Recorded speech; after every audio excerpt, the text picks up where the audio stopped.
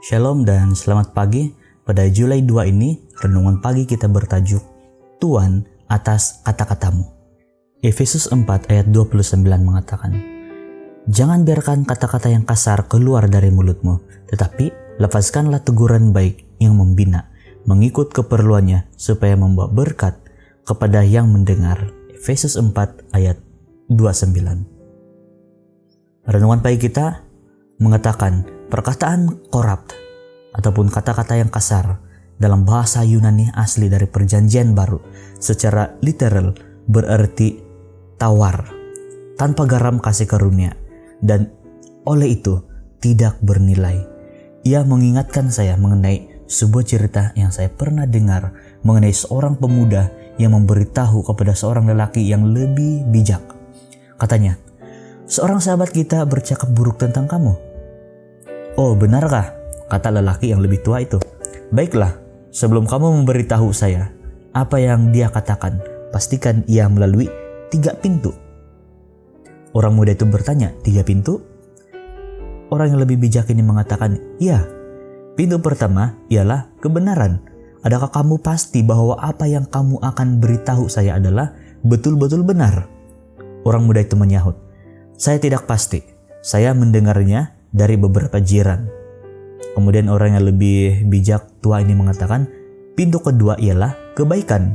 Bolehkah informasi kamu itu melewati pintu kebaikan? Adakah apa yang kamu akan beritahu saya itu baik bagi saya atau bagi sesiapapun yang lain yang mendengar?" Orang muda ini menjawab, "Tidak, malah ia adalah yang sebaliknya." Kemudian orang bijak ini mengatakan, "Pintu terakhir dipanggil perlu. Adakah perlu bagi saya untuk mengetahui apa yang sangat mengganggu kamu?" Kemudian orang muda itu menjawab, "Tidak," dengan kata yang perlahan. "Baiklah," kata sahabatnya yang lebih bijak ini, "jika ia tidak benar, tidak baik, atau tidak perlu, mari kita kuburkan mengenainya dalam sifat pelupa." Renungan kita pada pagi ini mengatakan, apabila ia berkaitan dengan hubungan kita, dengan pasangan kita, dengan orang-orang yang kita kasihi, dan sahabat-sahabat, kita harus berhati-hati berpikir mengenai apa yang kita akan katakan sebelum bercakap. Nah, terdapat sebuah ungkapan yang berbunyi seperti ini, "Kamu adalah hamba kepada kata-kata yang kamu katakan, tetapi Tuhan atas kata-kata yang kamu tidak katakan." Walaupun sukar untuk menahan kata-kata yang kita ingin katakan, namun adalah mustahil untuk menarik kembali kata-kata yang sudah keluar dari mulut kita. Rasul Paulus mengingatkan kita akan kepentingan untuk mengucapkan kata-kata yang baik dan membina orang lain. Oleh itu, pikirkanlah apa perkara-perkara positif yang kamu boleh katakan kepada pasangan kamu, dan mengenai pasangan kamu yang akan menggesa mereka, mendorong mereka, dan menguatkan mereka.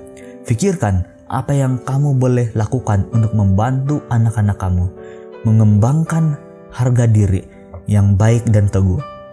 Paling penting di sini ialah pikirkan tentang apa yang kamu boleh katakan kepada orang-orang yang kamu kasihi dan orang lain yang akan membantu mereka mengalami kasih karunia Tuhan dalam hidup mereka. Jangan menjadi hamba kepada kata-kata kita. Kita harus menjadi tuan ke atasnya. Mari berdoa. Bapa Surgawi, kami bersyukur pada pagi ini Engkau memberitahu kami bahwa kami harus menjaga kata-kata kami. Sebelum kami mengatakan, harus difikirkan sesuatu yang lebih luar biasa, lebih baik, yang boleh membangun, membangkit, mendorong dan membina orang lain, orang sekeliling kami, pasangan kami, keluarga kami, anak-anak kami, dan sesiapapun. Jangan biarkan kami merusakkan orang lain dengan kata-kata kami. Bantu kami agar tidak menghancurkan sesiapa dengan kata-kata yang keluar dari mulut kami.